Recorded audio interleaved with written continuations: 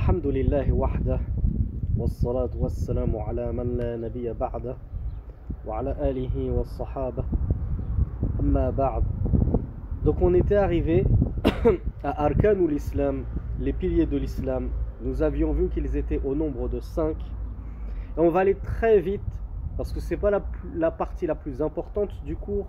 Ça c'est su, c'est connu, c'est révisé à plusieurs reprises. Donc le cheikh nous disait Arkanul Islami Khamsa. Cheikh Mohammed ibn Abdel Wahhab nous disait que les piliers de l'islam sont au nombre de 5. Et Cheikh Mohammed ibn Ibrahim rahmatullahi alayhi nous dit فكأن المصنف قال المرتبة الأولى مرتبة الإسلام وأركانه 5 التي ينبني منها ويتحصل منها كما جاء في الحديث بني الإسلام على 5 شهادة أن لا إله إلا الله إلى آخر الحديث. هذه مباني الإسلام التي ابتنى واجتمع وتركب منها فهذه هي أركانه. Le cheikh Mohammed ibn Ibrahim nous dit que les piliers de l'islam sont au nombre de 5. Comme cela a été rapporté dans le hadith, l'islam repose ou a été construit sur 5, c'est-à-dire sur 5 piliers, sur 5 fondations. La double attestation de foi, donc l'attestation qu'il n'y a d'autre Dieu qu'Allah, et ça va être ça, la partie la plus importante du cours. Que veut dire j'atteste qu'il n'y a d'autre Dieu qu'Allah? L'attestation que Muhammad sallallahu alayhi wa sallam est le messager d'Allah, l'acquittement de la prière, l'acquittement de la zakat, le jeûne de Ramadan et le pèlerinage à la Mecque. Donc le cheikh nous dit فَكُلُّ خَصْلَةٍ مِنَ الْخِصَالِ الدِّينِيَةِ دَاخِلَةٌ فِيهِ. Donc cheikh Mohammed ibn Ibrahim nous dit que tous les aspects de la religion sont renfermés dans ceci qu'est l'islam. Avec ces 5 piliers qu'est l'islam, toute notre religion est comprise dedans. وَكُلُّ خَصْلَةٍ مِنْ خِصَالِ الْإِيمَانِ دَاخِلَةٌ تَحْتَ الْإِسْلَامِ. Et d'ailleurs, tous les aspects de l'iman de la foi font partie intégrante de l'islam. On a déjà étudié pourquoi l'iman était incorporé dans l'islam. فَكَمَا كَانَ مِنَ الْأَعْمَالِ الْبَاطِنَةِ فَوَصْفُ الْإِيمَانِ عَلَيْهِ أَغْلَبُ مِنْ وَصْفِ الْإِسْلَامِ. Il nous dit de la même façon que l'iman, la foi, elle décrit les actes non apparents, c'est-à-dire les actes internes, intérieurs, ce qui est relatif à la foi, à ta croyance, etc. Alors, alors, pour les actes apparents, et pourtant on a dit que l'iman, ça fait partie intégrante de l'islam. Donc on pourrait dire que la croyance et les actes non apparents, internes, ça fait partie des actes de l'islam. Et c'est vrai, puisqu'on a dit que ce qui fait partie de l'iman fait aussi partie de l'islam. Mais seulement Cheikh Mohammed ibn Ibrahim nous rappelle cette subtilité qu'on a déjà étudiée. Pour les actes intérieurs non apparents, on va davantage considérer que cela relève de l'iman, de la foi. Et donc on te dit tel acte fait partie de l'iman, la foi. Et pour les actes plutôt apparents et extérieurs, on va davantage utiliser le terme islam. Et on va dire cet acte-là fait partie de l'islam. La prière, c'est quelque chose qui se voit, qui est apparent. Donner sa zakat, c'est visible. Aller au pèlerinage, c'est visible. Toutes ces choses-là, visibles. L'attestation, ça se voit sur ta langue, ça s'entend. C'est perceptible. Donc toutes ces choses-là, c'est l'islam. Par contre, la crainte d'Allah, ça ne se voit pas forcément. L'espoir en Allah, ça ne se voit pas forcément. Donc on va dire, ça fait plutôt partie de l'iman. Mais tout s'imbrique l'un dans l'autre, comme on l'a déjà étudié, notamment dans le hadith numéro 2 de la playlist des Arba'in al-Nawawiyya. وَمَا كَانَ مِنَ الْأَعْمَالِ الدِّينِيَّةِ الظَّاهِرَةِ كَالشَّهَادَتَيْنِ وَالصَّلَاةِ وَأَنْوَاعِ الْعِبَادَةِ الَّتِي تَظْهُرُ وَيَطَّلِعُ عَلَيْهَا النَّاسِ فَوَصْفُ الْإِسْلَامِ أَغْلَبُ عَلَيْهَا مِنْ وَصْفِ الْإِيمَانِ. De la même façon que la prière, ça fait aussi partie de la foi, l'iman. D'ailleurs, Allah Azza wa Jal a dit et Allah n'est pas tel à perdre liyudi'a imanakum. Allah n'est pas tel à perdre votre foi. Et ce qui était voulu par cela, c'est Allah n'est pas tel à rendre caduque votre prière, la prière que vous faisiez jadis en direction de Bayt al-Maqdis, de Jérusalem. Ne vous en faites pas, Allah ne vous a pas effacé la récompense d'une telle prière. Donc Allah subhanahu wa ta'ala dans le Coran a nommé la prière foi. Donc ça c'est un signe que même les actes apparents, ils font partie de la foi, nous dit Cheikh Mohammed ibn Ibrahim. Cependant, les actes apparents extérieurs, on a plutôt tendance à les qualifier de islam, à dire ceci fait partie de l'islam. Et donc, les actes intérieurs, non apparents, on a plutôt tendance à qualifier ceci de iman, de foi. Mais les deux, encore une fois, s'imbriquent l'un dans l'autre.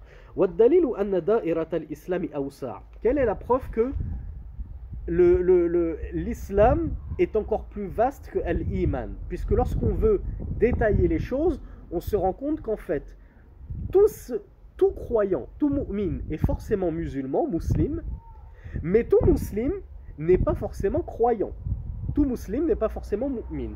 Donc l'islam est plus vaste, elle est plus englobante, parce que l'islam englobe la foi, tandis que la foi n'englobe pas forcément l'islam quand les deux termes sont réunis dans un même contexte, comme on l'a déjà étudié. Je le rappelle, ceci n'est qu'un rappel, on n'est pas là pour détailler ce point-là.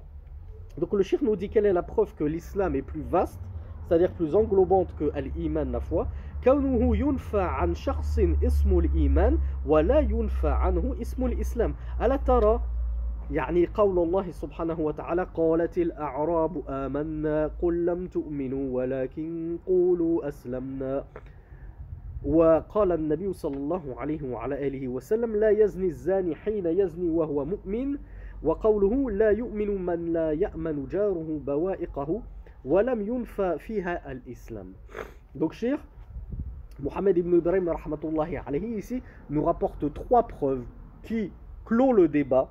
Pourquoi est-ce que l'islam c'est plus large? Il nous dit parce qu'il est possible de nier pour une personne la foi sans pourtant lui nier à l'islam. C'est-à-dire qu'une personne, on va dire cette personne elle n'a pas la foi, mais on ne dit pas cette personne elle n'est pas musulmane. On dit c'est une personne qui est musulmane mais elle n'a pas la foi. Quelles sont les preuves de cela?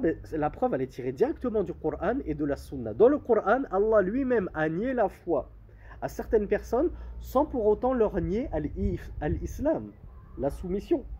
Allah subhanahu wa ta'ala a dit dans un verset, les Bédouins ont dit, nous avons cru. Dit, vous n'avez pas encore cru, ou vous n'avez pas cru. Mais dites plutôt, nous nous sommes soumis. Aslamna, c'est-à-dire je me suis soumis, nous sommes musulmans. Donc Allah nous dit, vous n'avez pas cru, vous n'êtes pas des croyants, vous n'êtes pas des mu'minoun. Contentez-vous de dire, nous sommes des musulmans, muslimoun, aslamna. Donc on voit que tout musulman qui est à l'islam n'a pas forcément atteint le deuxième stade qui est al-iman, la foi. Corrobore ce verset et cette subtilité, cette distinction entre les deux termes, deux hadiths du messager d'Allah. Le premier, le messager d'Allah a dit, le fornicateur ne fornique pas tout en étant croyant. Est-ce que forniquer te fait sortir de l'islam? Non. Subhanallah, c'est pas parce que je fornique que je commets un péché certes majeur que je sors pour autant de l'islam. Moi je me revendique musulman, mais j'ai une faiblesse, c'est que je suis un fornicateur. Eh bien le fornicateur il n'est pas croyant. En tout cas, pendant l'acte, la foi disparaît de lui. Le messager d'Allah a dit celui qui fornique, pendant son acte, il n'est pas croyant. La foi saute. Est-ce que son islam saute aussi et il apostasie et il doit renouveler la double attestation de foi? Non. Il est toujours musulman, mais la foi se sépare de lui à ce moment-là. Donc on voit qu'on peut être musulman sans pour autant être croyant. Par contre, si tu es croyant, tu es forcément musulman. Deuxième hadith qui prouve cela, le messager d'Allah sallallahu alayhi wa sallam a dit, n'est pas croyant celui dont les voisins ou celui dont le voisin n'est pas à l'abri de son mal. Donc tu peux être un musulman, un mauvais musulman parce que tu causes du tort à ton voisin, eh bien tu es musulman sans pour autant être croyant. L'un n'implique pas forcément l'autre. Par contre, si tu es croyant, ça implique automatiquement que tu es musulman. Donc voilà pourquoi l'islam est plus large que la foi. Celui qui a la foi, il a forcément la soumission en Allah subhanahu wa ta'ala. Mais celui qui se soumet en Allah azza wa jal, qui est musulman et qui dit aslamtu, je me suis soumis à Allah, je me suis converti à l'islam, c'est pas pour autant que c'est un croyant et qu'il a atteint le deuxième stade de l'islam qui est al-iman, sans même parler du troisième et dernier stade de l'islam qu'on a vu et qui est al-ihsan, l'excellence. Donc je suis allé très vite parce que ça honnêtement on l'a déjà étudié dans plusieurs playlists, on va pas s'y attarder. Shaykh al-Islam Mohammed ibn Abdel Wahhab rahmatullahi alayhi nous disait, là aussi on va aller assez vite, que les arkan ou l'islam khamsa, les piliers de l'islam sont au nombre de 5. Il les détaille. Shahadatu an la ilaha illallah wa anna Muhammadan Rasulullah wa iqamus salah wa ita'u zakah wa sawm ramadan wa hajj al-baytillah wa hajj baytillah al-haram. فدليل الشهادة قوله تعالى شهد الله أنه لا إله إلا الله والملائكة وأولو العلم قائما بالقسط لا إله إلا هو العزيز الحكيم ومعناها لا معبود بحق إلا الله لا إله نافيا جميع ما يعبد من دون الله إلا الله مثبتا العبادة لله وحده لا شريك له في عبادته كما أنه ليس له شريك في ملكه. Et on va s'arrêter là pour les propos de Cheikh Mohammed ibn Abdel Wahhab. Et très honnêtement, je ne sais même pas, vous allez voir, tellement le cours est dense et important, si nous allons pouvoir traiter de l'explication de ces propos de Cheikh Mohammed ibn Abdel Wahhab en un seul cours. Il faudra peut-être s'y reprendre à 2 reprises. Donc Mohammed ibn Abdel Wahhab il nous a dit, il y a les 5 piliers. Le premier c'est la shahada, l'attestation de foi. Il nous dit wa dalilu shahada, et la preuve de l'attestation de foi. C'est quoi la preuve que l'attestation de foi c'est un pilier de notre religion? C'est la parole d'Allah subhanahu wa ta'ala qui a dit Shahid Allah annahu la ilaha illallah. Allah témoigne. Allah azza wa jal nous dit dans le Coran, Allah atteste qu'il n'y a d'autre Dieu que lui. Wal malaikatu wa ulul ilm, ainsi que les anges et les gens de science, c'est-à-dire les anges et les gens de science attestent eux aussi qu'il n'y a d'autre Dieu qu'Allah. Qa'iman bil qist, c'est-à-dire qu'Allah subhanahu wa ta'ala fait preuve de subsiste avec la plus grande des justices et des équités. Il est doué d'équité. La ilaha illa huwa al-azizul hakim. Il n'y a d'autre Dieu que lui, le puissant, le sage. Cheikh Mohammed ibn Abdel Wahhab poursuit, il nous dit ma'anaha, c'est-à-dire et le sens. Donc on a vu le dalil, on a vu la preuve du témoignage de l'unicité d'Allah, c'est qu'Allah lui-même il témoigne, les anges témoignent et les gens de science témoignent. Donc nous témoignons comme Allah a témoigné qu'il n'y a d'autre Dieu que lui. Ça c'est le témoignage. Et en français, il n'y a d'autre Dieu qu'Allah. C'est la traduction du témoignage, la ilaha illallah. Maintenant, le plus important, c'est pas d'en connaître la traduction, comme nous l'avons déjà dit et expliqué. C'est d'en connaître le sens. Voilà pourquoi Cheikh Mohammed ibn Abdel Wahhab a eu la lucidité de nous dire wa ma'anaha. C'est-à-dire maintenant on va étudier son sens. Qu'est-ce que ça veut dire? Il ne suffit pas de se contenter de le dire par sa langue. Il n'y a d'autre Dieu qu'Allah. Et en même temps, je ne sais même pas ce que ça veut dire réellement. Et deuxièmement, puisque je ne sais pas ce que ça veut dire et que je n'ai pas compris ce que ça voulait dire, dans ma vie de tous les jours et dans ma pratique, je vais contredire cette attestation d'unicité, du monothéisme pur. Par exemple, je vais accrocher une main de Fatma autour de mon cou. Je vais accrocher un gris-gris, une amulette sur le rétroviseur de ma voiture. Je vais accrocher un fer à cheval sur la devanture de mon pavillon, etc., etc. Toutes ces choses qui contredisent frontalement la ilaha illallah. Il y a d'autres dieux qu'Allah. Donc Mohammed ibn Abdel Wahhab ici nous explique, il tient à nous expliquer. C'est pour ça que ces 3 fondements ils sont super importants. Déjà dans les 3 fondements, on t'explique la base des bases.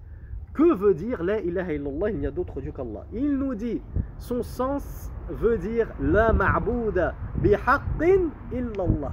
Il n'y a d'être adoré en droit si ce n'est Allah subhanahu wa ta'ala.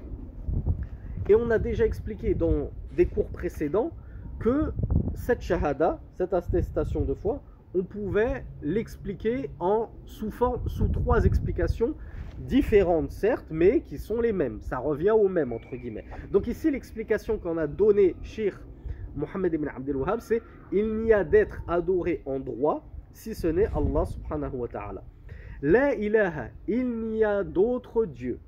Il nous dit ceci est une négation de tout ce qui est adoré en dehors d'Allah subhanahu wa ta'ala. C'est-à-dire lorsque tu commences ta shahada, ton attestation en disant la ilaha, il n'y a d'autre Dieu, ça veut dire je nie l'adoration à tout. Je nie l'adoration à tout être. Illallah muthbitan al-ibadata lillahi wahda. Et lorsque je termine mon attestation et que je dis illallah, sauf Allah, il n'y a d'autre Dieu qu'Allah. Donc il n'y a d'autre Dieu, je nie toute adoration à tout être. Qu'Allah, là je prends toute l'adoration et je l'attribue à Allah seul. Donc on voit que dans la formule La ilaha illallah, il y a une négation et une affirmation. Je négationne, je nie l'adoration à tout être, illallah, en dehors d'Allah. J'affirme que cette adoration n'est méritée et n'est due qu'à Allah subhanahu wa ta'ala. La sharika lahu fi ibadatihi. Allah subhanahu wa ta'ala n'a aucun associé dans son adoration. Il ne doit avoir aucun associé dans son adoration normalement. Kama annahu, pourquoi? Kama annahu laysa lahu sharikun fi mulkihi. De la même façon qu'il n'a pas d'associé dans sa royauté. Ici, Cheikh Mohammed ibn Abdel Wahhab, il t'explique pourquoi il est illogique. On n'a même plus besoin, ici, on va délaisser les textes une minute. Délaissons les textes. Faisons juste fonctionner notre logique, notre raison. Cheikh Mohammed ibn Abdel Wahhab nous dit, Allah Azza wa Jal n'a pas d'associé dans sa royauté, dans son royaume. On est d'accord, c'est le seul Seigneur. On est tous d'accord là-dessus. Même les mushrikoun, les associateurs, les polythéistes de Quraysh reconnaissaient cela. On l'a déjà vu et on l'a prouvé. Et on va le prouver encore une fois, Inch'Allah. Ils reconnaissaient qu'Allah était le seul créateur, le seul pourvoyeur à la subsistance, le seul Seigneur, en d'autres termes. En termes plus simples, c'est le seul Seigneur. Donc, personne ne lui disputait la royauté suprême à Allah. Ils étaient d'accord avec ça, les mushrikoun. Ils étaient polythéistes, mais ils reconnaissaient que nul ne disputait la royauté à Allah subhanahu wa ta'ala. Mais Cheikh Mohammed ibn Ibrahim nous dit, Mohammed ibn Abdel Wahhab nous dit, de la même façon qu'Allah subhanahu wa ta'ala n'a aucun associé dans sa royauté, alors il ne peut avoir d'associé dans son adoration. C'est logique. Pourquoi tu vas adorer quelqu'un qui n'a aucune part dans la royauté, dans la création, etc., etc., dans la seigneurie? Et ça, c'est une parole de Cheikh Mohammed ibn Abdel Wahhab qu'il a puisé de sa compréhension de certains versets coraniques dans lesquels Allah subhanahu wa ta'ala s'est, à plusieurs reprises, et on va le voir Inch'Allah, appuyé, comme on l'a déjà expliqué, sur sa seigneurie, sur son unicité dans la seigneurie, pour prouver et affirmer son unicité dans sa divinité et son droit à l'adoration par conséquent. Donc ça, c'était pour les propos de Cheikh Mohammed ibn Abdel Wahhab. On va s'arrêter ici pour ces propos. Donc on va voir maintenant l'explication qu'en a faite Cheikh Mohammed ibn Ibrahim rahmatullahi alayhi. Déjà revenons à la shahada, l'attestation de foi qu'il n'y a d'autre Dieu qu'Allah et que Mohammed est le messager d'Allah. Cheikh Mohammed ibn Ibrahim nous dit Hada huwa a'zamul arkan il khamsa. C'est le plus important des 5 piliers. Il y a 5 piliers en islam, on a compris. Est-ce qu'ils ont tous la même importance? Non. Il y a un tartib. Et d'ailleurs, le tartib dans lequel est venu le hadith, il connote un petit peu et il explicite un petit peu l'ordre d'importance de ces piliers. Le plus important de tous, c'est l'attestation du monothéisme, de l'unicité d'Allah subhanahu wa ta'ala. C'est le plus important de tous les piliers. C'est encore plus important que la prière. Et certes, parmi les actes, les œuvres, la plus importante des œuvres, le plus important des actes, notamment corporels, c'est la prière. C'est encore plus important que la zakat. Pourquoi? Parce que les sahaba étaient d'accord qu'il n'y a pas d'œuvre qui te fait sortir de l'islam, qui te rend kafir, dont le délaissement te fait sortir de l'islam et te rend kafir, si ce n'est la prière. Tu délaisses la prière, tu es kafir, selon les sahaba. Par contre, tu délaisses le jeûne, tu délaisses le pèlerinage, selon les sahaba, tu n'es pas forcément kafir. Tu n'es kafir que si tu nies leur obligation. Mais si tu ne le pratiques pas par paresse, tu n'es pas kafir. Par contre, la prière, tu ne la pratiques pas par paresse, tu es kafir selon les sahaba. Donc on voit bien que la prière c'est le plus important de tous les piliers de l'islam. Mais il y en a un qui est encore au-dessus de ça, c'est l'unicité, c'est l'attestation de l'unicité d'Allah subhanahu wa ta'ala. C'est pour ça que c'est tellement important et qu'on a de cesse de pousser certains frères et certaines sœurs qui nous écrivent et qui nous posent des questions sur l'islam et qui nous disent on est convaincu mais on ne veut pas encore embrasser l'islam, on ne veut pas prononcer la shahada. Parce qu'on a peur qu'une fois qu'on l'a prononcé, on soit contraint de tout pratiquer de l'islam et on n'est pas encore prêt. On leur dit subhanallah, ne perdez pas une seconde. Prononcez juste la shahada et mourrez dessus. Faites tous les péchés du monde si vous voulez, mais prononcez-la. Parce que si vous la prononcez, votre place finale sera au paradis. C'est trop important pour retarder ce moment fatidique qu'est l'attestation de foi. C'est le pilier numéro 1 de notre religion. Donc ne retarde pas. C'est Inch'Allah, je ne dis pas que c'est pas grave si tu fais des péchés après, mais disons que ce sera beaucoup moins grave que de retarder ta shahada en te disant je vais retarder cette affirmation qu'il n'y a d'autre Dieu qu'Allah pour quand je serai prêt à faire la prière, à faire le jeûne, à aller au pèlerinage, à me voiler, etc. etc. Et tu repousses, peut-être que tu vas mourir. Peut-être que demain tu vas te faire écraser par un bus, tu n'en sais rien. Donc qu'as-tu à retarder ton ticket de sortie de l'enfer? Parce que si tu meurs sans avoir prononcé cette parole, cette attestation qui se prononce sur la langue, peu importe si dans ton cœur, tu le disais dans ton cœur et que tu en étais sûr, à partir du moment où tu te retenais volontairement de le dire par ta langue, ta place finale sera en enfer. Il faut que ce soit clair et bien compris. Ce n'est pas un jeu. Il est question de ton paradis ou de ton enfer éternel. Et toi, tu vas prendre le risque de retarder ça à quelques jours, à quelques semaines, à quelques mois, à quelques années, parce que tu ne te sens pas prêt pour pratiquer tel et tel pilier qui est bien en deçà du pilier suprême qui est la shahada. Donc ça, c'est un manque de bon sens total et une dangerosité et une gravité extrême. Ne retarde pas, Akhi Ourti, ton témoignage de l'unicité d'Allah. Prononce-le, puis fais ce que tu veux après. Prononce-le d'abord, le reste, on verra après, Inch'Allah. Si tu as besoin de temps, on te donnera du temps. Mais pour prononcer la shahada, il n'y a pas de temps à perdre. Il n'y a pas une seule seconde à perdre. Donc, Cheikh Mohammed ibn Ibrahim nous dit donc que c'est le plus important de tous les piliers, ash-shahada, l'attestation, qu'il n'y a d'autre Dieu qu'Allah, certes, et que Mohammed est le messager d'Allah. Attention, ne faites pas comme Abu Sufyan, radiyallahu anhu, cousin du messager d'Allah, sallallahu alayhi wa sallam, qui avait dit, parce qu'il avait encore quelques appréhensions, il avait dit, bon, là je suis convaincu qu'il n'y a d'autre Dieu qu'Allah. Mais j'ai encore quelques doutes que toi tu es le messager d'Allah, sallallahu alayhi wa sallam. Ça ne suffit pas.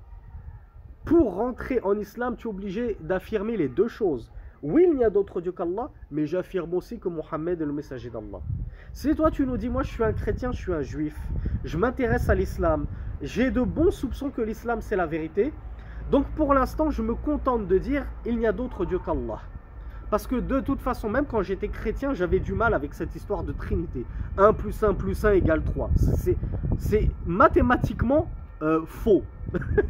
On ne peut pas expliquer ça autrement. C'est mathématiquement faux. 1 plus 1 plus 1 n'est pas égal à 1. 1 plus 1 plus 1 égale 3, tout simplement. Donc déjà, quand j'étais chrétien, ça ne passait pas, ce pseudo-monothéisme. C'est du polythéisme qu'on appelle monothéisme. Or, al-haqa'iq, al-ibratu bil-haqa'iq, la bit-tasmiyat wal-musammayat. Les choses, on les appréhende selon leur vérité, pas selon leurs appellations. Tu peux appeler un chat qui est blanc noir en disant c'est un chat noir, il ne sera jamais noir. C'est pas parce que tu dis et tu le répéteras tous les jours qu'il est noir qu'il deviendra noir. Il est blanc, tout simplement. Pareil, c'est pas parce que tu dis que tu es monothéiste, si tu associes à Allah 3 dieux, tu associes 2 dieux en plus d'Allah. Donc tu as un cocktail de 3 divinités, puis tu dis tu es monothéiste. Ce que tu dis n'a aucune importance. Nous, ce qu'on regarde, c'est les faits et les actes, et la réalité des choses. Donc,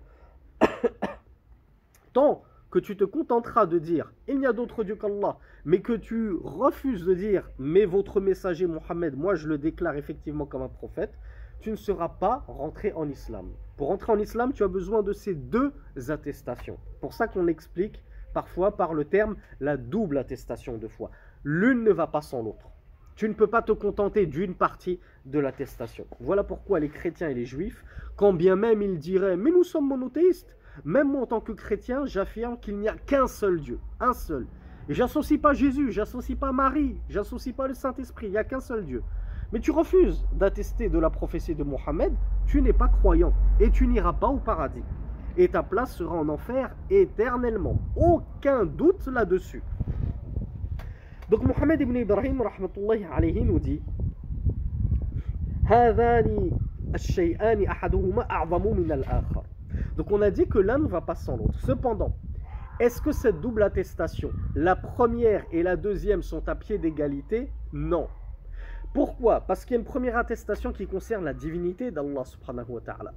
Et la deuxième attestation, elle concerne la prophétie du messager d'Allah sallallahu alayhi wa sallam. Or, la divinité d'Allah azza wa jal est bien évidemment bien au-dessus de la prophétie de Muhammad sallallahu alayhi wa sallam. Donc, cette double attestation, l'une ne va pas sans l'autre, mais attester de la divinité d'Allah subhanahu wa ta'ala est encore plus grandiose et encore plus important qu'attester de la prophétie de Muhammad sallallahu alayhi wa sallam, quand bien même l'attestation de la prophétie de Muhammad est une condition pour la foi. C'est une condition de l'islam. Tu ne peux pas entrer en islam sans cette condition, sans cette attestation de la prophétie de Muhammad sallallahu alayhi wa sallam. فإن شهادة لا إله إلا الله هو الذي يكون عليه الركن الآخر. La prophétie de Muhammad, l'attestation de la prophétie de Muhammad sallallahu alayhi wa sallam, elle est tributaire et inhérente à l'attestation de l'unicité d'Allah subhanahu wa ta'ala.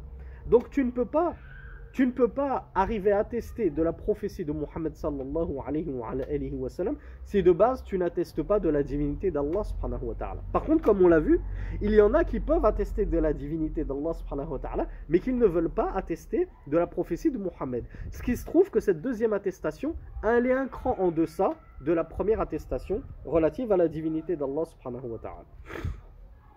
Donc ensuite, Cheikh Mohammed ibn Ibrahim nous parle du dalil de la shahada. Mohammed ibn Abdul Wahhab, il nous a prouvé le dalil. Quelle est la preuve de la shahada en islam? C'est la parole d'Allah. Allah atteste, Allah témoigne qu'il n'y a d'autre Dieu que lui, ainsi que les anges et les doués de science. Mohammed ibn Ibrahim nous dit dalil shahadati an la ilaha illallah bada'a bidalil ash-shahada li'annaha awwalul arkan fadaliluha qawluhu ta'ala shahida Allah annahu la ilaha illallah. هذه الشهادة هي أعظم شهادة في الوجود. Cette attestation de foi, nous dit Cheikh Mohammed ibn Ibrahim, c'est le témoignage le plus immense de toute l'existence. Dans toute l'existence et dans toute la création, il n'y a pas de témoignage plus insigne, plus immense que celui-ci. فإنها من أعظم شاهد وهو الله سبحانه وتعالى. En tout cas, ce témoignage venant de la part d'Allah. Pardonnez-moi. Ce témoignage d'Allah, c'est Allah qui témoigne dans le Coran de sa propre unicité, de son propre monothéisme. Shahid Allah, Allah témoigne qu'il n'y a d'autre Dieu qu'Allah. Donc c'est Allah qui est en train de témoigner en sa propre faveur. Et certes, Allah se suffit comme témoin. Il n'a pas besoin que les autres témoignent de son unicité. Son propre témoignage est déjà suffisant. Cheikh Mohammed ibn Ibrahim nous dit, le témoignage d'Allah de son unicité, c'est le plus grandiose et le plus illustre et le plus insigne de tous les témoignages. Pourquoi? Premièrement, qui est le témoin de ce témoignage? C'est Allah Azza wa Jal lui-même. Et il n'y a pas de témoin plus grand qu'Allah subhanahu wa ta'ala. Il témoigne sur quoi? Il témoigne sur son unicité. Est-ce qu'il y a quelque chose plus grandiose que l'unicité d'Allah subhanahu wa ta'ala? Donc ce témoignage, c'est le plus grandiloquent. C'est le plus incroyable de toute l'existence, nous dit Cheikh Mohammed ibn Ibrahim, parce que c'est le plus illustre, le plus grand, le plus grandiose, le plus magnifique, le plus magistral de tous les témoins qui témoignent de la chose la plus importante, la plus révérentielle, la plus illustre, la plus magnificente qui puisse exister, son unicité. هذه شهادة رب العالمين. C'est le témoignage du Seigneur des mondes. على أعظم مشهود به في الوجود وهو وحدانية الرب جل جلاله. فإنه لا شهادة أعظم من شهادته تعالى بالألوهية وشهادة رب العالمين لا ينقضها شيء. Et ce témoignage de l'unicité d'Allah, son propre témoignage à Allah subhanahu wa ta'ala, rien ne pourra jamais l'abolir. Les kuffars pourront dire non, nous ne sommes pas d'accord, ce n'est pas votre non-accord sur cela qui changera quoi que ce soit. Allah a témoigné de cela, rien ne pourra jamais l'abolir. Annahu la ilaha illallah. De quoi Allah, sur quoi Allah subhanahu wa ta'ala a-t-il témoigné, ou au sujet de quoi il a témoigné? Il a témoigné qu'il n'y a nulle divinité en dehors de lui. Point d'autre Dieu que lui. Wahdahu. Wahdahu huwa al-ilah. Mohammed ibn Ibrahim nous dit, lui seul est la divinité. Al-ilah, le Dieu. وأن من ادعيت فيه الألوهية فهو أبطل الباطل وأضل الضلال فهو الإله وحده دون كل من سواه. Et tous ceux pour qui il a été prétendu la divinité, ceci est la plus caduque des caducités, la plus fausse des faussetés, le plus égaré de tous les égarements. Car il est, c'est-à-dire Allah, la divinité, le Dieu seul, en dehors de tout autre que lui. Et on a des frères et des sœurs qui ne comprennent pas. Tantôt vous dites, il n'y a d'autre Dieu qu'Allah, ça veut dire que Allah est le seul Dieu. Et tantôt vous nous dites, oui mais autour de la Kaaba, il y avait 360 dieux, 360 divinités. Et Allah lui-même les a appelés divinités. Donc on ne s'en sort plus. Est-ce qu'il n'y a qu'un seul Dieu, il n'y a pas d'autre Dieu qu'Allah, ou bien il y a d'autres dieux qu'Allah? On ne sait plus comment l'expliquer. Eh bien, on va y venir. Ici, Shir, pour l'instant, se contente de dire Allah, c'est le seul Dieu. Et tous ceux qu'on prétend être des dieux avec lui, ceci est le plus grand des égarements et la plus fausse des faussetés. Wal malaïka, les anges également, أيضا يشهدون بكل ما شهد به الله سبحانه وتعالى لنفسه يعني شهدوا كما شهد الله بأنه لا إله إلا الله. Les anges également attestent de ce qu'a attesté Allah Azza wa Jal, à savoir de son unicité, qu'il n'y a d'autre Dieu qu'Allah. وأولو العلم, et les gens de science, وكذلك أولو العلم شهدوا بذلك أيضا, ils ont témoigné de cela également. شهدوا أنه لا إله إلا هو, ils ont témoigné qu'il n'y a d'autre Dieu que lui. يعني يشهدون أن لا إله إلا هو وهذا فيه تعديل وتزكية لأهل العلم. Et il y a en cela une tazkiya, une éloge, une recommandation pour les gens de science. إذ ارتفعوا إلى هذا المقام الذي استشهدهم تعالى على وحدانيته تعالى ولينتفي جحد الجاحدين وانتحال المبطلين. Ils se sont élevés, les gens de science, par ce témoignage qu'Allah subhanahu wa ta'ala a énoncé de leur part. Allah subhanahu wa ta'ala a témoigné que les gens de science témoignaient également de son unicité. Si Allah a parlé des gens de science, c'est déjà le plus grand des honneurs. Allah a parlé de toi, toi ô savant, ou toi ô savante, vous êtes des gens de science, vous avez étudié, etc.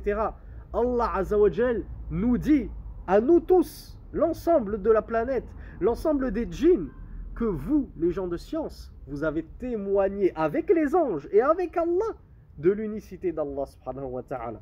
Donc Cheikh Mohammed ibn Ibrahim nous dit, ça c'est une tazkiya, c'est une éloge incroyable. Allah il a élevé ton rang, ton statut. Pourquoi? Parce que tu fais partie des gens de science, tu as étudié la science. وهذا فيه أعظم شيء حاث لك على طلب العلم.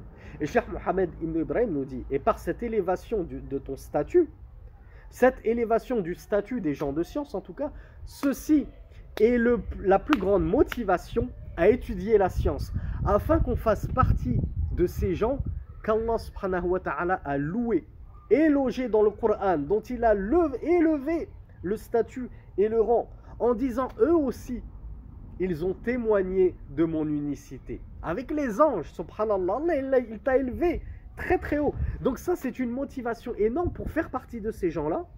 Et comment faire partie de ces gens-là autrement qu'en étudiant autrement qu'en empruntant le chemin qu'ils ont emprunté, qui est l'étude de la science. Donc Cheikh Mohammed ibn Ibrahim relève cette belle subtilité qu'il y a dans ce verset, la plus grande des motivations à rechercher la science. Fafi il nous dit فإن الله استشهد الملائكة واستشهد أهل العلم. Allah Azza wa Jal, il a recueilli le témoignage des anges et il a recueilli le témoignage des gens de science. Il leur a demandé de témoigner en faveur de son unicité. ففي هذا رفعة أهل العلم على ما شهد به رب العالمين. Donc il y a en cela une élévation du statut des gens de science. Cela prouve donc le mérite de l'étude de la science. وجاء في الحديث يحمل هذا العلم من كل خلف عدوله وهذا أعظم مرغب أو مرغب في العلم وإن زهد فيه الأكثرون. Et Cheikh rahmatullahi alayhi nous dit, il y a un hadith à ce sujet où le messager d'Allah sallallahu alayhi wa sallam a dit: porte cette science de chaque génération uduluhu, c'est-à-dire les personnes intègres de chaque génération vont porter cette science. Les gens de science, en l'occurrence les gens de science intègres, scrupuleux, honnêtes, sincères, ce sont eux les porte-étendards de la science. Et ceci pour chaque génération. À chaque fois qu'une génération trépasse, Allah Azza wa Jalla walhamdulillah nous a donné des élèves de savants qui prennent le relais en devenant à leur tour savants et en éduquant à leur tour leurs élèves qui eux-mêmes deviendront les savants de demain. Les tulab ilm d'aujourd'hui, les étudiants en sciences d'aujourd'hui sont les savants de demain. Donc Cheikh Mohammed Ibn Ibrahim nous dit, il y a donc en cela vraiment une motivation à apprendre la science, à devenir étudiant en sciences, quand bien même la plupart des gens se détournent de cela, et comme c'est triste. Et ce qui est voulu par la science, c'est quoi? N'importe quelle science. Un talib ilm, un étudiant en sciences, c'est le mathématicien, c'est le chirurgien, c'est celui qui fait des études de droit français, du code civil français, que des lois de mécréance catastrophiques. C'est celui qui étudie l'astronomie. C'est pas ce qui est voulu par la science ici. Et c'est pas celui-là qu'on qualifie de talib ilm, étudiant en sciences, et encore moins de savant. C'est pas ce qui est voulu dans ces propos-là. Mohammed ibn Ibrahim rahmatullahi alayhi nous dit ce qui est voulu ici, c'est al-ilm al-shar'i, la science légiférée, c'est-à-dire la science de la religion, la science du kitab wa sunnah, du livre d'Allah et de la sunnah du messager d'Allah. Alladhi huwa nurul qulubi wa hayatuha, car c'est cette science-là, shar'i, légiférée, c'est la lumière des cœurs et la vie des cœurs. C'est celle qui fait vivre les cœurs. Walladhi ghayruhu ilmun nisbiyyun idafi. Quant au reste, les autres sciences, ce ne sont que des sciences relatives, notamment des sciences relatives au bas monde. La science des mathématiques, la science de la chimie, la science de la biologie, la science de la physique et toutes les autres sciences, quand bien même elles sont importantes et intéressantes, c'est pas cette science qui va revivifier les cœurs. C'est pas elle qui amène la vie dans les cœurs morts. La seule science qui amène la vie dans les cœurs morts, c'est la science qui touche à la connaissance d'Allah, à la religion d'Allah et au prophète d'Allah, les fameux trois fondements. فإما أمور دنيوية أو علوم حسابية وصناعية. Donc Cheikh Mohammed Ibn Ibrahim nous dit, les autres sciences, ce sont des sciences relatives. Pourquoi? Parce qu'elles sont soit mondaines, des sciences qui touchent à ce bas monde uniquement, ou bien des sciences, des mathématiques, des calculs, des sciences relatives à la construction des choses, comme comment on appelle ça? Oui, l'architecture, tout ce genre de sciences. وأهله ليسوا من أهل العلم الذين استشهد الله. Et les partisans de ces sciences-là, les mathématiciens, les chirurgiens, les architectes, les biologistes, etc., tous ceux qui étudient et qui sont même des savants dans leur domaine respectif de sciences autres que la science shar'i légiférée, Cheikh Mohammed Ibn Ibrahim nous dit, ce n'est pas d'eux dont Allah parle dans le verset lorsqu'il dit Allah témoigne qu'il n'y a d'autre Dieu que lui, ainsi que les anges et ainsi que les gens de science. Non, non, les gens de science dont Allah parle dans ce verset, c'est uniquement les savants de la charia, les savants de l'islam. C'est pas n'importe quel docteur, quand bien même tu as bac plus 15 en physique nucléaire, c'est pas de toi dont Allah parle, akhi.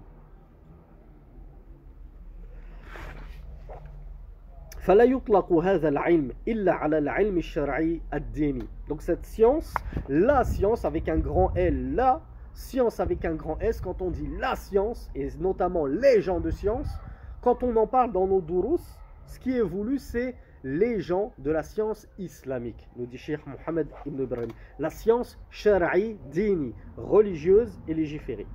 واستشهاده ملائكته وأولو العلم من عباده دليل على فضلهم وعلى عدالتهم. Et le fait qu'Allah subhanahu wa ta'ala ait fait témoigner les anges et les gens de science en faveur de son unicité, ceci est un indicateur et une preuve de leur haut mérite et de leur haut rang et de leur intégrité.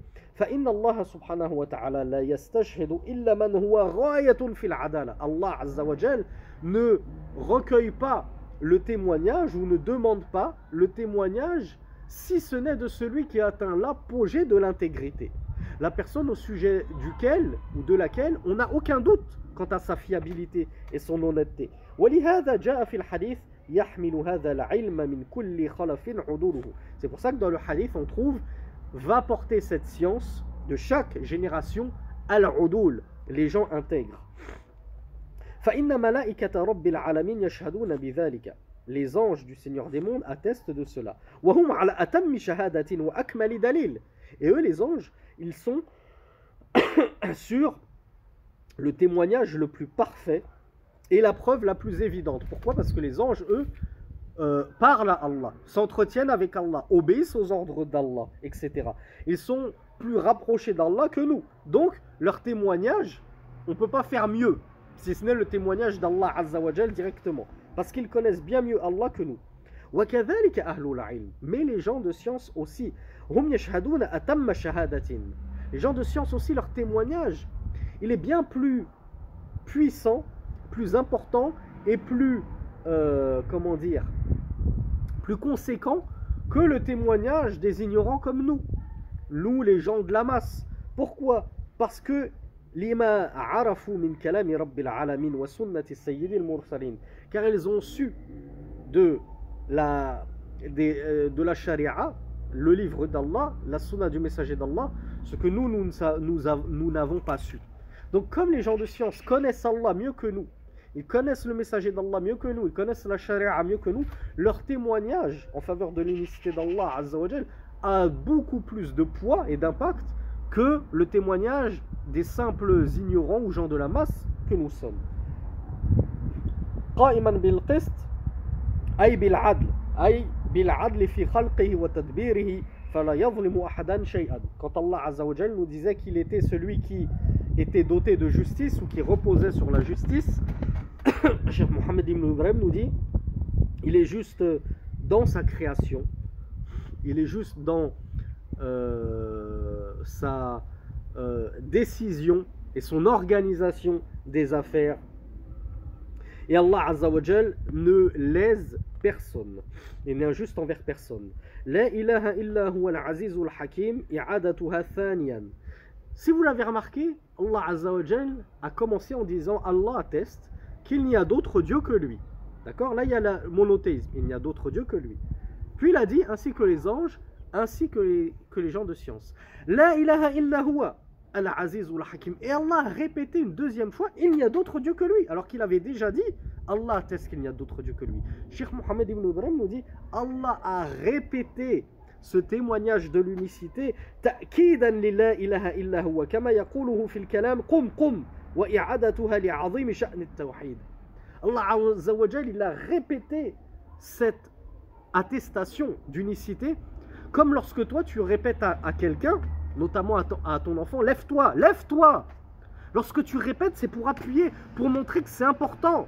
Si tu demandes à ton enfant de te lever, c'est parce que c'est important. C'est pas une option, c'est pas un choix. Donc Allah Azza wa Jal, il a appuyé et il a répété cette attestation pour montrer sa grande importance. Le témoignage de l'unicité d'Allah, de son monothéisme. ثم شرع في معناها فقال ومعناها. Et ensuite, Cheikh Mohammed ibn Ibrahim, après nous avoir montré la preuve de l'attestation de l'unicité d'Allah, subhanahu wa ta'ala, ce premier pilier de l'islam, donc puisqu'Allah l'a attesté, ainsi que les anges et ainsi que nous, ainsi que les gens de science, alors nous aussi nous devons attester de l'unicité d'Allah, subhanahu wa ta'ala, puisque leur témoignage à eux, c'est le summum de la véracité. Donc on peut témoigner les yeux fermés du même témoignage, car on est sûr que c'est la vérité, que c'est le vrai absolu. Maintenant, comme je vous l'ai dit, il ne suffit pas juste de témoigner avec sa langue. Encore faut-il le comprendre, maîtriser son sens, appréhender ses implications, car cette attestation et ce témoignage a de lourdes implications et conséquences. فمعناها يعني معنى هذه الكلمة العظيمة لا إله إلا الله لا معبود بحق إلا الله وحده ومعنى قول القائل أشهد أن لا إله إلا الله يعني أشهد أن لا معبود بحق إلا الله. Donc Cheikh Mohammed ibn Ibrahim rahmatullahi alayhi nous dit que son sens, comme l'a dit Mohammed ibn Abdel Wahhab rahmatullahi alayhi, c'est-à-dire il n'y a d'être adoré en droit ou de droit si ce n'est Allah, c'est-à-dire si ce n'est Allah seul à l'exclusion de tout autre que lui. Donc j'atteste qu'il n'y a d'autre Dieu qu'Allah, ou j'atteste qu'il n'y a d'autre divinité qu'Allah, ou point d'autre Dieu qu'Allah, point de divinité qu'Allah, etc. Tout ça c'est des traductions, traduisez-le comme vous voulez. De toute façon ça revient au même. Le muhim, l'important c'est de comprendre ce que ça veut dire. Donc point de divinité, point de Dieu, c'est des synonymes. Point de il n'y a d'autre, c'est des synonymes. Le sens que tu dois comprendre, c'est il n'y a d'être adoré, c'est-à-dire point d'être adoré. L'arbre là, il y a des animistes qui l'adorent. Cette vache, il y a des hindouistes qui l'adorent. Aïssa, il y a des chrétiens qui l'adorent. Oseille, il y a des juifs qui l'adorent. La croix, il y a des chrétiens qui l'adorent, etc. Les astres, le soleil, la lune, il y a des gens qui l'adorent. Le feu, il y a les majous qui l'adorent, etc. Nous on dit il n'y a pas de création, de créature qui est adorée en vérité, bihaq, de droit, en vérité, si ce n'est Allah. C'est-à-dire que eux, certes ils les adorent, c'est ce que je vous disais tout à l'heure, il y en a qui n'arrivent pas à comprendre. Bon, au juste, il n'y a pas d'autre Dieu qu'Allah ou il y a d'autres dieux qu'Allah? Eh bien nous disons oui, effectivement, nous allons le voir. Il y a d'autres dieux qui existent. Pourquoi ils existent en dehors d'Allah? Parce que les gens en ont fait des dieux. Les gens les ont pris pour des dieux. Pourquoi? Parce qu'on a déjà expliqué qu'un dieu, c'est l'être adoré. C'est l'objet de l'adoration des gens. L'objet de divinisation. Si tu as adoré une chose, même une pomme, prends une balle. Tu prends une balle, tu te mets à l'adorer, à lui faire des doigts, à te prosterner pour cette balle. Cette ridicule balle est devenue un dieu. Parce que dans le langage des Arabes, c'est ça que ça voulait dire Dieu. Ça voulait dire divinité. Divinité, ça voulait dire être adoré, divinisé. Donc à partir du moment où tu vas adorer quelque chose, tu en as fait un Dieu. Donc effectivement, l'arbre, c'est devenu une divinité pour certains. Le feu, c'est devenu une divinité pour certains. La croix, c'est devenu une divinité pour certains. Les astres sont des divinités pour certains, etc., etc. Mais nous, on n'est pas en train de dire ça dans notre shahada. On est en train de dire que ces divinités qui sont divinisées et adorées, elles ne le sont pas de droit. C'est-à-dire, elles ne méritent pas cette adoration. Elles sont les plus éloignées d'ailleurs à mériter cette adoration. Pourquoi? Elles ne sont que des créatures. Et comme on l'a vu dans les propos de Mohammed ibn Abdel Wahhab, de la même façon qu'elles n'ont aucune part dans le royaume d'Allah et dans la seigneurie d'Allah, alors a fortiori, et à plus forte raison, elles n'ont aucune part dans l'adoration des gens. Pourquoi mériteraient-elles et seraient-elles en droit d'être adorées? Donc, oui, il y a des divinités présentes comme on va le voir, mais elles sont adorées bil batil. Elles sont adorées dans le faux, dans l'égarement, dans l'erreur, car elles ne méritent pas d'être adorées. Et la seule qui mérite l'adoration, c'est Allah subhanahu wa ta'ala. Voilà pourquoi, je vous l'ai dit, il y a plusieurs façons d'expliquer les choses, et parmi les définitions qu'on a vues, dans je ne sais plus quel cours, il y a des savants qui disent La ilaha illallah ya'ni la ma'bouda yastahiqqul ibada illallah. Là on a vu la définition de Mohammed ibn Abdel Wahhab qui le traduit par bihaq.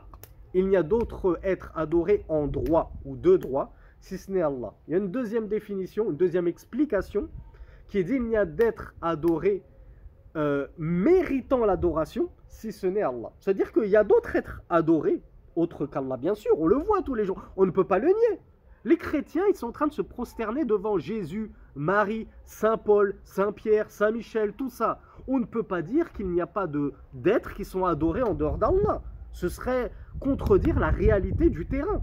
Mais est-ce que ces êtres, ces statues, elles méritent l'adoration? Absolument pas. Et c'est là que s'opère toute la distinction entre les monothéistes et les polythéistes.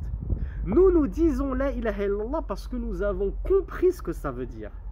Et les polythéistes qui se revendiquent de l'islam, nous sommes musulmans alors qu'il adore des tombes, il invoque des saints, il égorge pour des djinns. Souvenez-vous de ce qu'on a vu dans le premier fondement sur l'adoration que certains vouent à un autre qu'Allah. Ils disent la ilaha illallah. Mais cette affirmation, ce témoignage ne leur servira à rien. Pourquoi? Parce qu'ils ne l'ont pas compris. Et à cause de leur incompréhension du sens de la ilaha illallah, ils pratiquent le polythéisme. Ils tombent dans le polythéisme, l'associationnisme, et donc ils œuvrent par tout le contraire de leurs prétentions et de leur shahada. Voilà pourquoi c'est si important de comprendre ce que ça veut dire. Parce que celui qui a vraiment compris qu'est-ce que ça veut dire, il n'y a d'autre Dieu qu'Allah. J'ai compris que ça veut dire que je ne peux pas détourner la moindre ibada, aussi petite soit-elle, ne serait-ce que l'immolation d'un canari, d'un tout petit poussin. Je l'immole pour un djinn juste un jour pour qu'il me laisse tranquille dans ma maison parce que je viens d'acheter une maison. Juste ça, j'ai compris que je ne peux pas le faire. Parce que ça, c'est une ibada, c'est une adoration. Et la ilaha illallah, ça veut dire que ce djinn ne mérite pas mon adoration.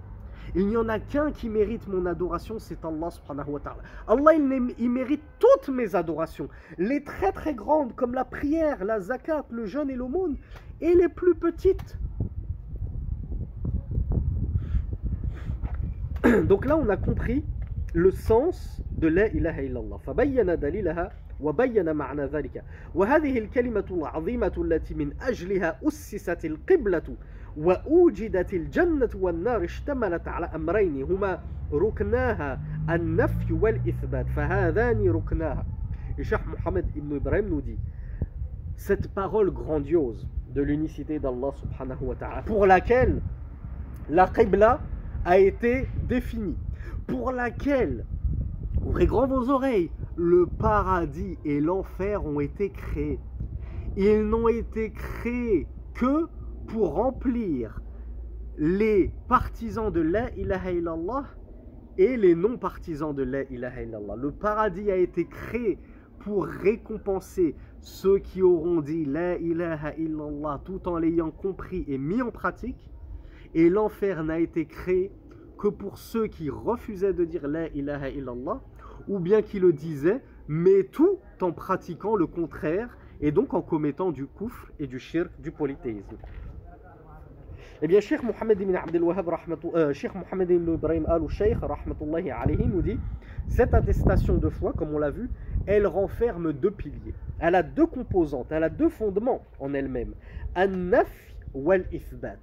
Elle renferme une négation et elle renferme une affirmation. Ce sont ces deux piliers à l'attestation de foi.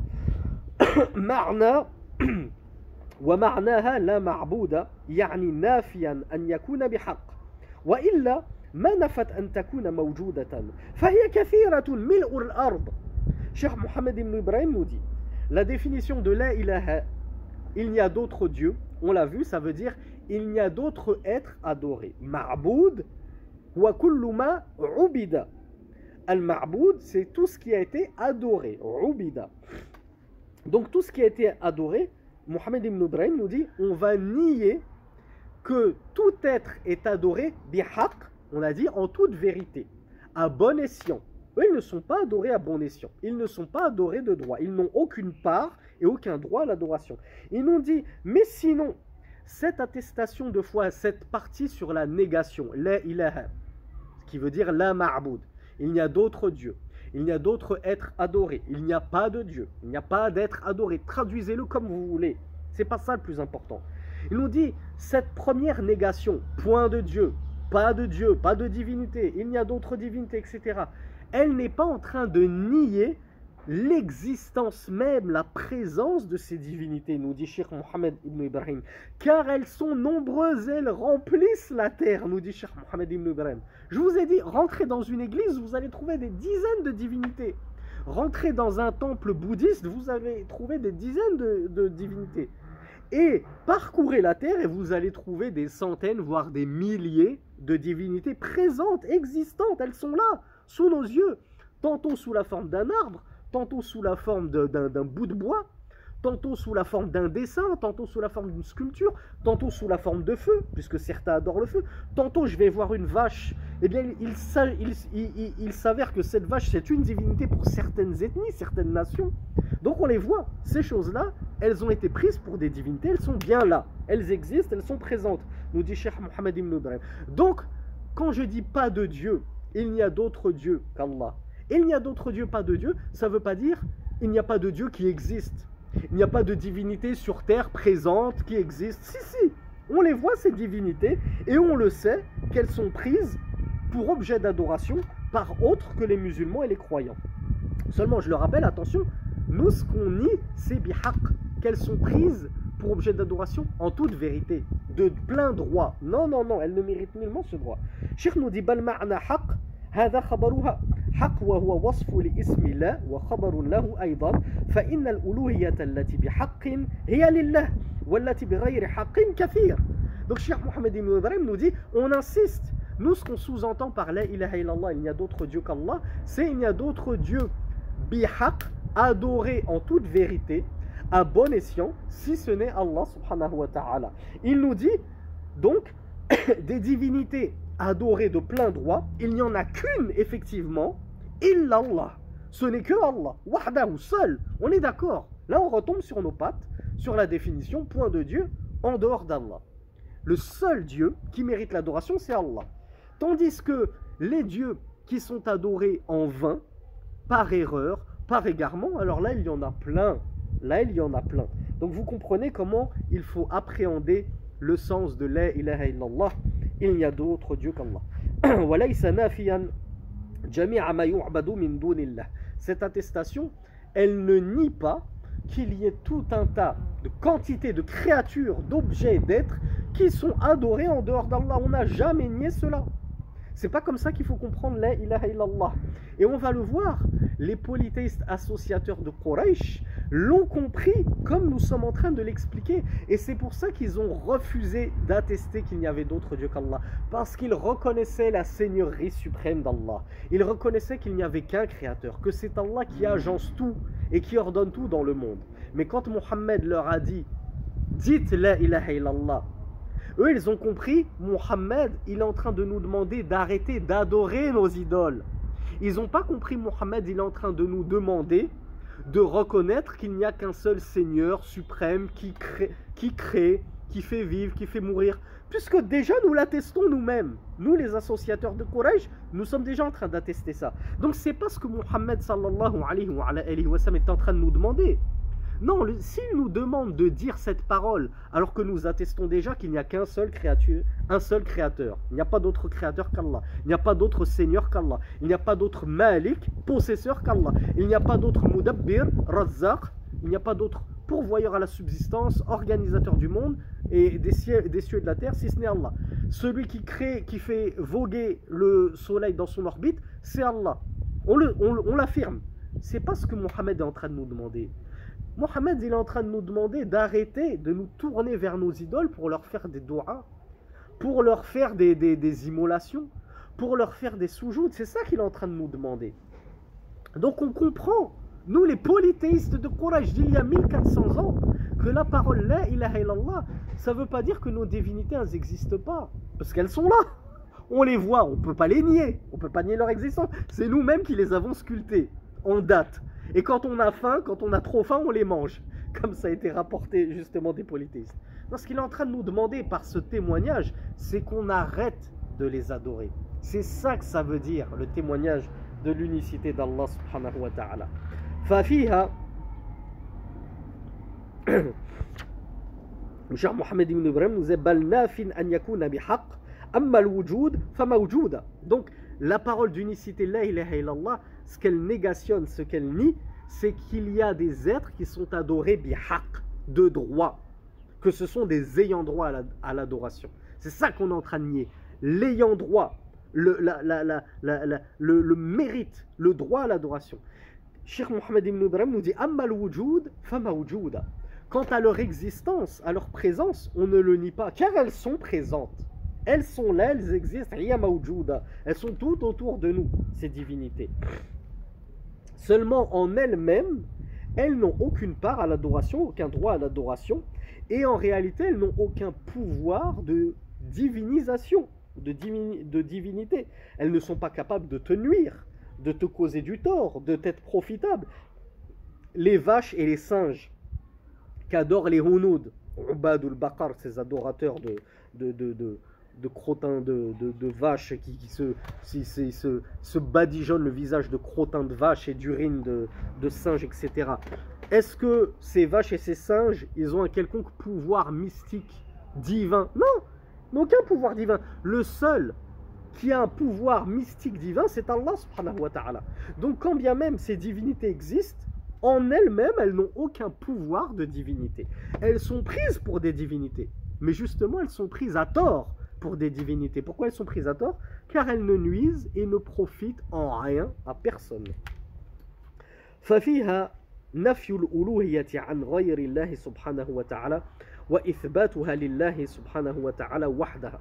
Donc il y a dans cette attestation la négation de la divinité à tout autre qu'Allah, puis l'affirmation de cette divinité à Allah seul. Et je pense qu'on va s'arrêter sur cette partie. Je vous ai dit, c'est très long. Il y a encore quasiment l'équivalent à étudier. On le gardera, Inch'Allah, pour une seconde partie, Inch'Allah ta'ala. هذا والله أعلم وصلى اللهم على نبينا محمد والحمد لله رب العالمين والسلام عليكم ورحمة الله وبركاته.